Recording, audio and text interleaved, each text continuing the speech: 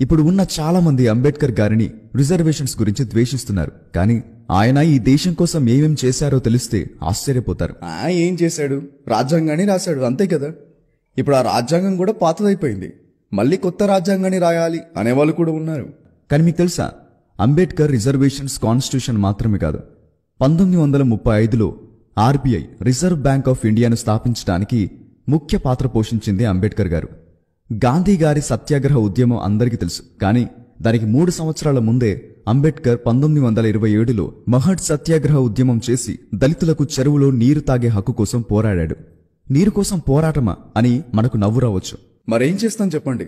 ఆ కాలంలో దళితులకు నీరు తాగే అదృష్టం కూడా లేదు, పబ్లిక్ వాటర్ సోర్సెస్ నుండి. అంతేకాదు, అంబేద్కర్కి ముందు కూలీలు రోజుకి 14 గంటలు ఖచ్చితంగా పనిచేయాలి.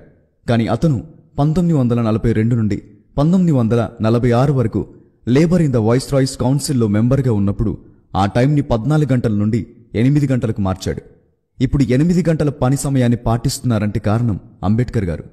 కొలంబియా యూనివర్సిటీ గురించి మీకు ప్రత్యేకంగా చెప్పనవసరం లేదు.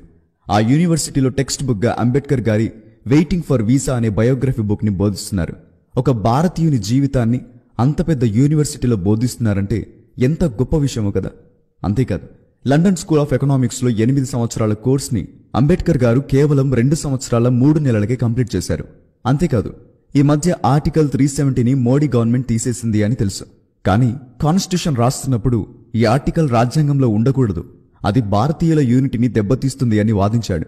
అంతేకాదు, అంబేద్కర్ ఏకంగా 3 సంవత్సరాల పాటు హిందూ కోడ్ బిల్ కోసం పోరాటం చేశాడు. ఈ హిందూ కోడ్ బిల్ వల్లే ఈరోజు భారత మహిళలకు తల్లిదండ్రుల ఆస్తిని పొందుకునే అవకాశం వచ్చింది. దీనివల్లే మహిళలకు విడాకుల హక్కు, భర్త చనిపోయిన ఆడవారికి మళ్లీ పెళ్లి చేసుకునే హక్కు, ఆడపిల్లలను దత్తత తీసుకోవడం, కులాంతర వివాహాలు చేసుకోవడానికి హక్కులను సంపాదించారు అంబేద్కర్ గారు. అంతేకాదు, ఈ రోజు మన ఇళ్లలో కరెంటు ఉండటానికి, పొలాలలో సాగునీరు ఉండటానికి కారణం కూడా అంబేద్కరే. నిజంగా ఆశ్చర్యపోతున్నారు కదా. Damodar valley project, Bhakra Nangal dam project, the sun river valley project మరియు హిరకాడు డ్యాం ప్రాజెక్ట్ నిర్మాణాలలో కీలక పాత్ర పోషించారు అంబేద్కర్ గారు. సాగునీటి ప్రాజెక్టుల కోసం సెంట్రల్ వాటర్ కమిషన్ను స్థాపించారు.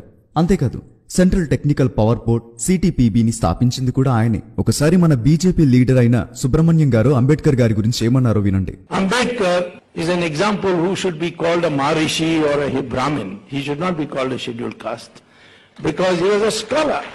చూశారు కదా, ఇంకా ఎన్నో ఇలాంటివి మన దేశం కోసం చేశారు అంబేద్కర్ గారు.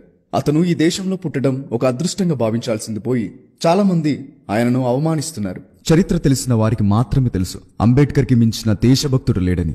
ఆయన కేవలం దళితుల కోసమే పోరాడలేదు, ఆయన భారతీయులందరూ కలిసిమెలిసి జీవించాలి అని కోరుకున్నారు. ఇంత చెప్పిన తర్వాత కూడా మీరు అంబేద్కర్ గారిని ద్వేషిస్తే ఇక అది మీ ఇష్టం. ఈ వీడియో ద్వారా ఎవరైనా బాధపడి ఉంటే నన్ను క్షమించండి. జై హింద్, జై భీమ్ అండ్ జై భారత్.